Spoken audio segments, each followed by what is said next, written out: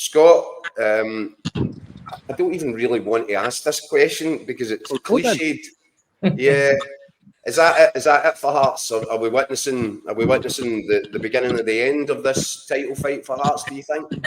Beginning of the end. I mean, Hearts, they're 4 points top, clear at the top of the Premiership. I know Celtic got a game in hand, but Celtic won that. Hearts are still top of the league, so I don't think it's all doom and gloom. 1 defeat after 13 games, I think most Hearts fans would have taken that at the start of the season.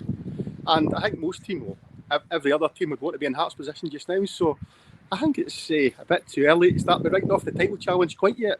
No, listen, I'm not, but I'm conscious of the fact that I'm joined by Craig, come back to me at Christmas time sloth.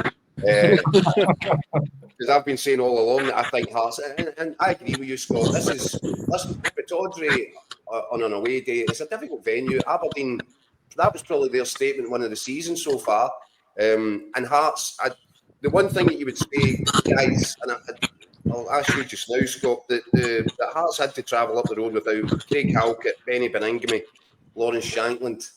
Does that hint at the problems that Hearts might encounter over the course and distance of a league if their squad, if there's a bit of a drop-off when they lose key players? They also lost the Brazilian Eduardo Aguirre as well, and with an injury on Friday, so that's four out.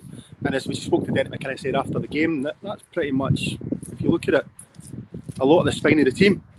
Because Halkett's been a massive massive player at the back for them. Shankland's been their talisman in the midfield. Do you know what I mean? Yeah. Beningame is an important player, keeping them ticking over in the middle of the park. So you take 4 key players, certainly 3 key players out of any team, it's going to have an impact.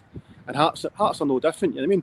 But what I would say is that obviously Hearts are massive from the Jamestown analytics, which is brilliant, and it can spot a player. But this is more the cage of when you come up to Pittodrie in November, when the place is frozen, when there's been full of snow. That's where you really see if these Hearts players will be Hearts players in the long term and can make the impact at the club more than anything like the stats look at, you know what I mean, or computer data. And the other thing as well is people are saying that it's maybe a surprise that Hearts have lost because that's the first league defeat, but you also look at it, Hearts haven't won at Pittodrie since 2016 in the league. Yeah. You know what I mean? So when you look at the stats wise that way, then it's probably not a surprise that Aberdeen have won this game. You know what I mean? But just and they did. Yeah. They did create a lot of chances, didn't they, Hearts? They had some decent chances. I think Derek McInnes was bemoaning the fact that they weren't clinical enough or composed enough in front of goal. He's probably got a point. And another day, Hearts could have won that game. But in terms of Aberdeen, are we witnessing a turning point here for Jimmy Telly? Because just a few weeks ago, Burnsy, all I was hearing for the North East was that the fans had enough. Yes. A few weeks can be a long time in football.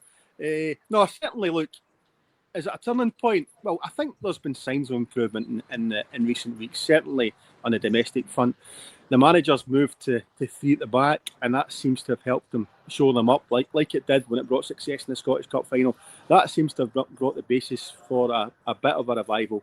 They're a lot harder to break down now. They don't lose as many goals. The other issue is that they're probably not as exciting, or they don't score as many goals going the other way. That's the balance that Jimmy Helen has got to try and find over the coming weeks. But there's certainly signs of an improvement. It's a few wins, but they're still sitting in the bottom 6. I mean, they still need to get up there to be challenging the European positions before you can say things have turned round. But there's certainly been a massive improvement since the start of the season where they couldn't win a game and couldn't score a goal.